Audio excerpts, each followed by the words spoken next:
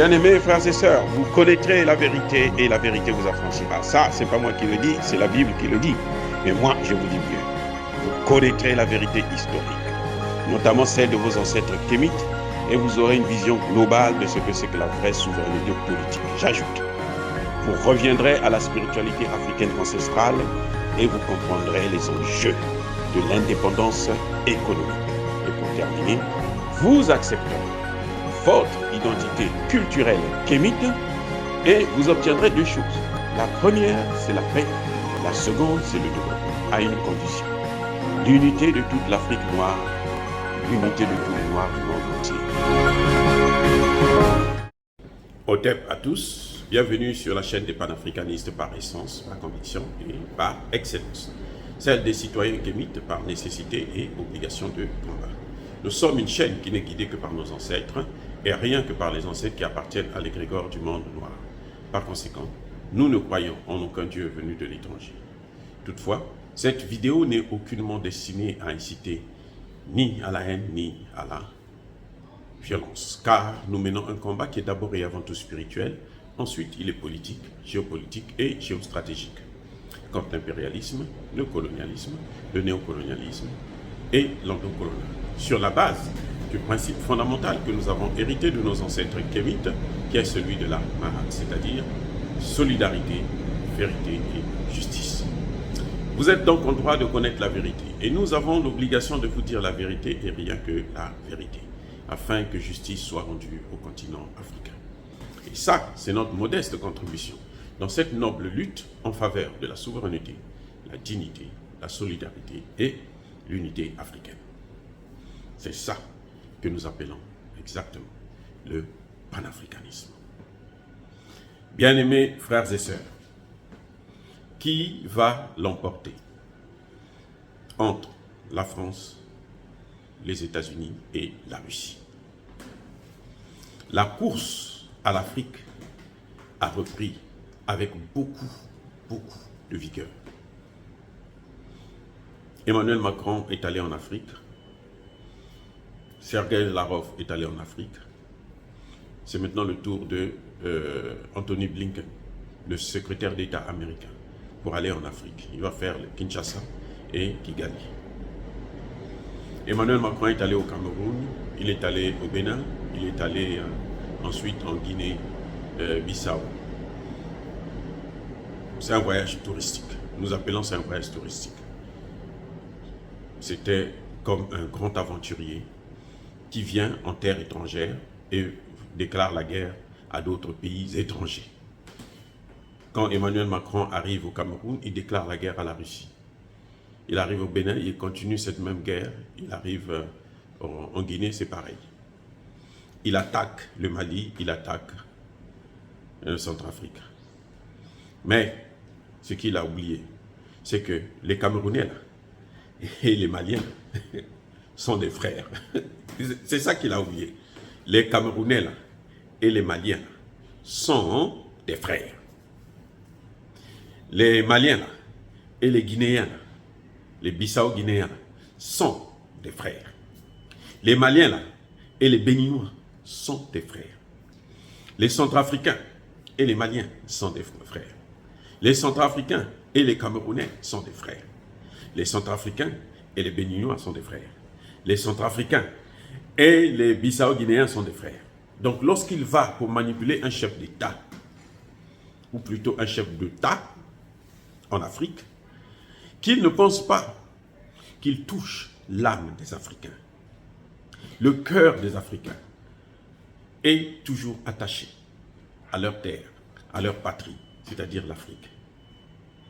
Emmanuel Macron ne peut pas aimer plus l'Afrique que les Maliens, les Centrafricains, les Camerounais, les Béninois ou les Guinéens. Emmanuel Macron arrive en Guinée, il va monter la tête au président guinéen pour dire qu'ils vont mettre en place une force antipoutiste. C'est-à-dire qu'il n'y a pas de plus ridicule. C'est tellement ridicule que de voir une telle promotion de l'ingérence. C'est ça l'ingérence, ils font la promotion de l'ingérence. comment il doit s'ingérer. Il ne sait plus quoi faire. Il se dit qu'avec le Bissau guinéen, ils vont mettre en place une force, la Guinée et la France, pour venir s'attaquer aux pays africains qui auront fait des coups d'État. Mais ce que Emmanuel Macron oublie, c'est que s'il y a l'instabilité actuellement en Afrique de l'Ouest, c'est à cause de Nicolas Sarkozy, le frère d'Emmanuel Macron. C'est la France. Et Emmanuel Macron est en train de continuer le fardeau que lui a laissé Nicolas Sarkozy et François Hollande. C'est-à-dire gérer les terroristes qui doivent déstabiliser la sous-région afin de justifier la présence militaire française au Mali. Bien-aimés frères et sœurs, l'Afrique n'appartient ni à la Russie, ni aux États-Unis, surtout pas à la France. La France est le pays qui a fait plus de mal à l'Afrique que n'importe quel autre pays. Et nous savons notre histoire. Les États-Unis ont torturé le Congo-Kinshasa. On le sait, on le voit.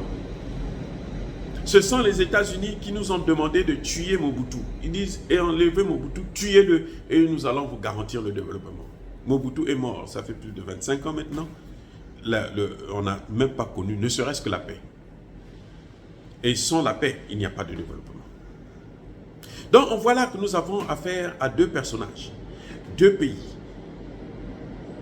qui n'ont qu'un seul objectif, c'est de réduire l'Afrique à un conglomérat des pays destinés à consommer les produits occidentaux.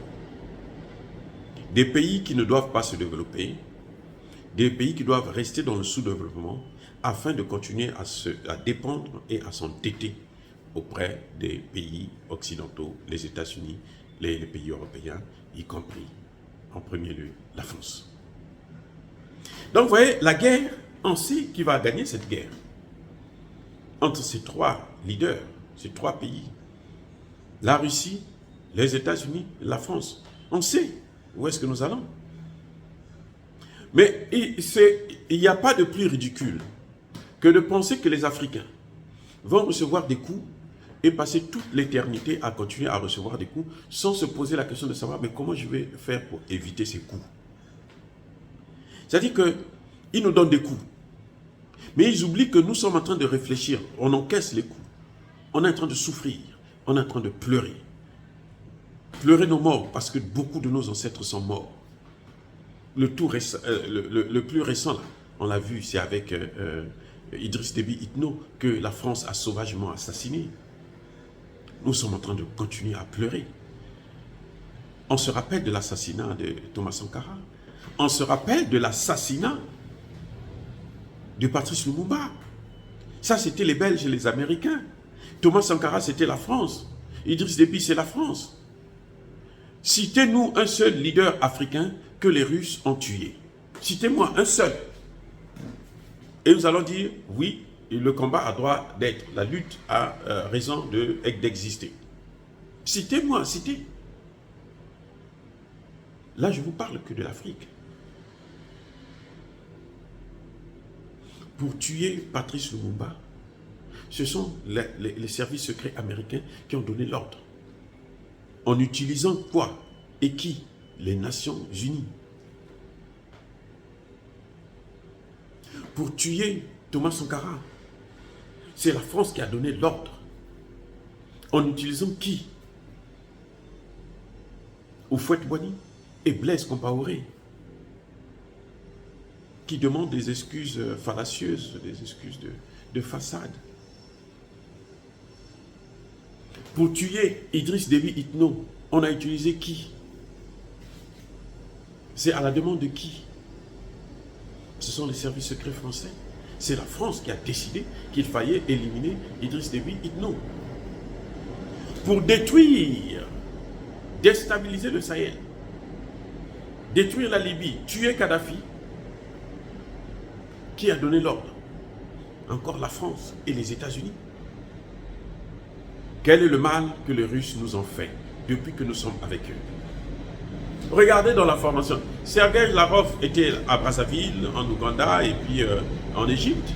À Brazzaville, il a dit, au Congo, là, nous avons formé plus de 8000 cadres. y compris le ministre des Affaires étrangères du Congo. Plus de 8 000. Citez-moi combien, donnez-moi les chiffres. Combien de cadres la France a formé? Moi j'ai été formé en France, mais je n'ai pas reçu une bourse française. Je suis allé en aventure.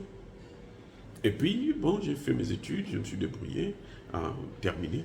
Et puis voilà, j'ai terminé, j'ai eu mon doctorat en sciences politiques. Je n'ai jamais reçu une bourse française. Quand Sergei Lavrov dit qu'il a 8 000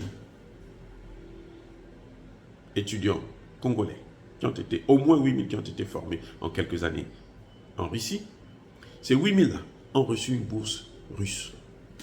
Donc vous avez la bourse congolaise, vous avez la bourse russe. C'est pour ça que vous voyez que quand les étudiants congolais passent 5 mois, 10 mois d'arriérés de bourse, ils ont toujours de quoi à survivre. Ce n'est pas beaucoup, mais ça existe. Ce qui n'est pas le cas pour la France. Si la bourse de votre pays ne passe pas là, vous sucez des cailloux. Je répète, vous sucez des cailloux.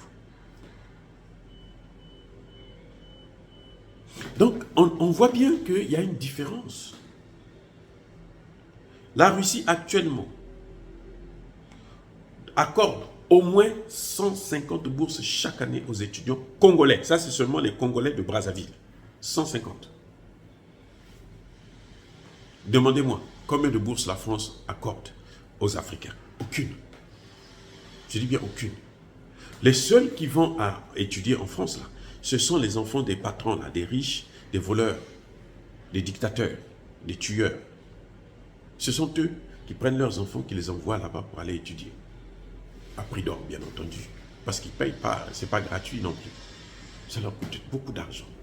C'est pour ça qu'ils sont obligés de sacrifier les autres enfants de leur pays pour leurs enfants. Pareil pour les États-Unis. Les États-Unis accordent combien de bourses aux étudiants congolais? Africains. Il n'y en a pas. Les étudiants africains, on les voit ici. Ils se débrouillent. Ils sont obligés de travailler et puis étudier, ainsi de suite. Ceux qui arrivent à tenir, bon, ils s'en sortent avec leur diplôme. Les autres, ils finissent par abandonner.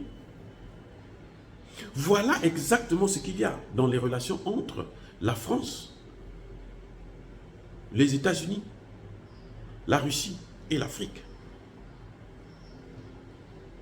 Parce que nous avons là deux pays qui mènent une diplomatie de pillage, de domination. Vous voyez? Et un pays, la Russie, qui mène une diplomatie de coopération, d'assistance au développement, à la souveraineté. Et chaque fois que la Russie s'est rendue en Afrique, c'est pour nous aider à obtenir un peu de liberté, un peu de droit. Chaque fois. Par contre, chaque fois que la France vient chez nous, c'est pour nous arracher même le peu que nous avons déjà. On a parlé des indépendances. Elle ne nous a jamais accordé ces indépendances-là. Et pourtant, il y a même des textes des Nations Unies qui le demandent. Mais elle ne nous a jamais accordé l'indépendance. Le cas du franc CFA est assez flagrant. Je ne veux pas en parler encore aujourd'hui parce que vous savez déjà de quoi il s'agit. Donc la guerre entre ces trois pays-là, la course pour l'Afrique, on connaît la finalité. C'est pour ça que nous souhaitons que la Russie puisse être toujours debout. Parce qu'au moins avec elle, nous pouvons respirer. Par contre, avec les autres, nous avons le genou sur notre cou, comme George Floyd. Et on finit par être asphyxié. Ce qui n'est pas le cas avec l'ours blanc. Oh, bien-aimés frères et sœurs, est-ce que dire cela, c'est inciter à la haine ou à la violence? Non. Nous regardons ce que nous voyons. C'est ce qu'on appelle la real politics. Nous assistons à un combat, à une course, et nous ne voulons pas être sans réponse à cela. Dire cela, ça n'a rien à voir avec la violence. Soyez bénis par le Dieu de Kémit. J'ai dit et j'assume.